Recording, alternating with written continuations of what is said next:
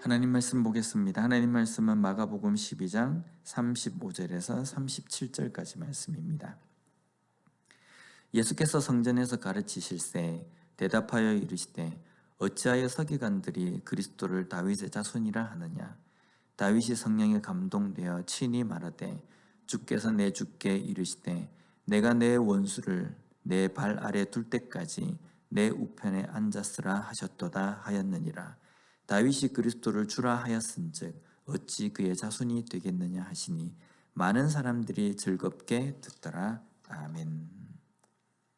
요즘 12월입니다. 12월이라서 다들 분주합니다.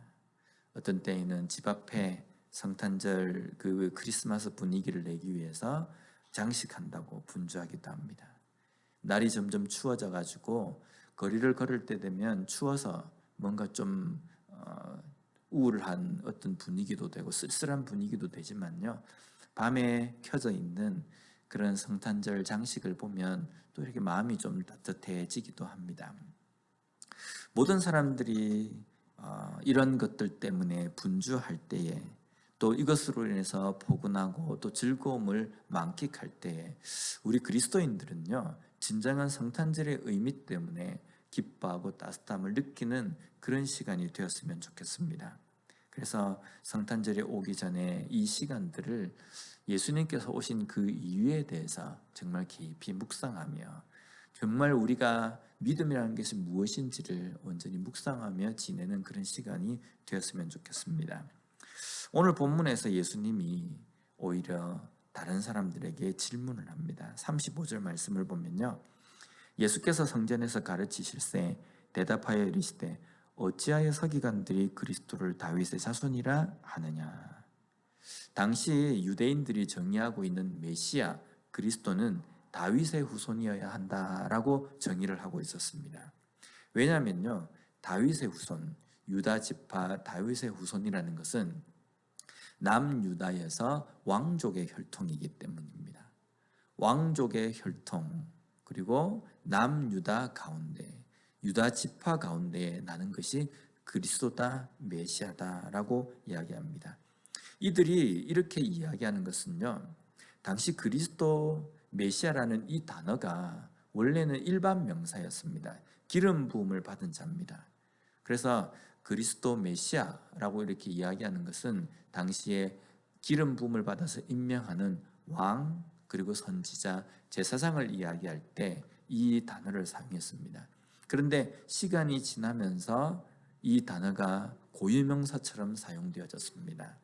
하나님께서 인류를 구원하기 위해서, 인류를 해방시키기 위해서 보낼 어떤 하나님의 그러한 보냄을 받은 자라는 이 의미로 메시아 그리스도를 사용하기 시작했다는 겁니다. 서기관들이 그리스도는 반드시 다윗의 자손이어야 한다라고 규정 짓는 것은 그 다윗의 자손이 왕족 혈통이기 때문에 왕으로서 유대인들에게 와서 로마로부터의 그러한 속박을 해방시켜주고 유대인들이 좀 더 자유롭게, 평화롭게, 더 풍요롭게 살 수 있게 하는 어떤 왕이라는 개념으로 생각했기 때문입니다.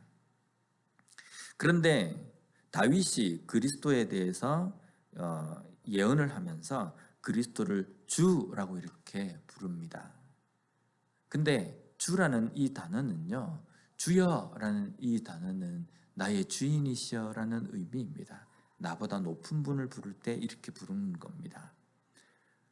다윗이 자신의 후손 중에서 그리스도가 날 것이라고 한다면 오 나의 자손이여, 나의 후손이여, 아니면 나의 아들이여 라고 이렇게 불러야 하는데 나의 주여 불렀다는 겁니다.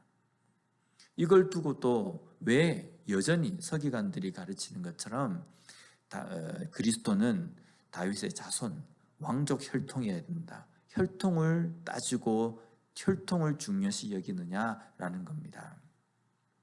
물론 예수님께서 탄생하신 그 시점을 보면 예수님은 유다 지파 중에서 나오십니다. 또한 왕의 계보 중에 예수님께서 탄생하십니다. 그렇기 때문에 예수님은 메시아이지 않습니까? 라고 말합니다. 물론 그 부분도 맞습니다. 그런데 예수님께서 이 땅에 오신 것은 이 땅에 우리가 생각하는 통치하는 그런 왕의 개념으로 오신 것이 아니지 않습니까?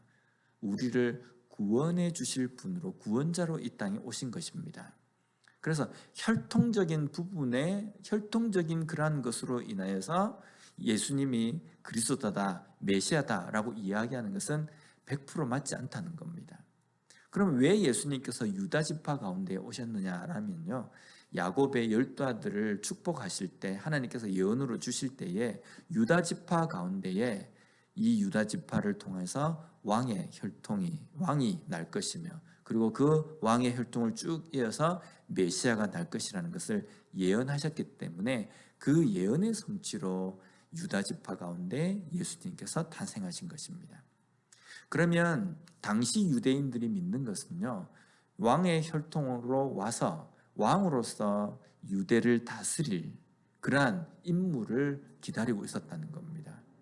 그리고 이 그리스도를 통해서 자신들이 해방이 되고 더 평안하고 풍요로운 삶을 살 것을 기대하고 있었다는 겁니다. 오늘날 우리는 예수님을 어떻게 생각합니까? 우리가 예수님은 나의 왕이십니다 라고 이야기를 하지만 어느 순간인가 그리스도인들의 마음속에도 보면 기복적인 어떤 사상들이 많이 들어 있습니다. 하나님은 나를 풍요롭게 하실 분, 하나님은 나를 어려움을 다 없애주시는 분, 이렇게 생각한다는 겁니다. 하나님은, 예수님은 우리에게 어떤 분이십니까? 영원한 죽음 가운데 있는, 멸망 가운데 있는 우리를 구원해 주신 분이십니다. 그리고 이 땅에서 우리가 삶을 살아갈 때는요, 내 삶에서 가난과 어려움을 제하여 주시지 않을 수도 있습니다. 그러나 그 가난과 어려움 가운데서도 기뻐하며 찬송하며 걸어갈 수 있도록 나와 함께 하신다는 겁니다. 이것이 다른 겁니다. 하나님을 믿으면 가난도 없어지고 하나님을 믿으면 실패도 없어진다. 이것은 결코 아닙니다. 어쩌면 하나님을 믿기 때문에 더 가난할 수도 있고요, 더 실패할 수도 있습니다. 그러나 그 가운데서도 다른 사람은 웃지 못하고 다른 사람을 즐거워하지 못하지만 하나님을 믿는 하나님의 백성들은 그 가운데서도 기뻐하고 찬송하며 정말 감사하며 걸어갈 수 있도록 하나님께서 함께 하시고 힘을 주신다는 겁니다. 이것이 나의 왕이신 하나님, 나의 왕이신 예수님께서 우리에게 하시는 일이라는 겁니다. 나는 과연 하나님을 혈통적으로 내 삶 속에서 복을 주시는, 내 삶에 눈에 보이는 어떤 것을 주시는 분으로 생각하는가? 아니면 정말 나의 영적인 문제, 나의 죄의 문제를 해결해 주신 온전한 구원자로 내가 믿고 의지하고 따라가는 삶을 살고 있는가?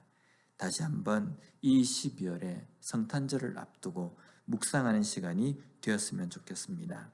그래서 하나님을 바로 알고 예수님을 바로 알고 살아가는 삶으로 말미암아 진정한 신앙으로 이 땅의 삶을 살아가는 우리 모두가 되었으면 좋겠습니다. 기도하겠습니다. 하나님 감사합니다. 오늘 말씀을 통해서 다시 한번 예수 그리스도에 대해서 우리가 어떤 부분을 잘못 알고 있었고 또 어떻게 알아야 하는지를 또 깨닫게 해주시니 감사합니다.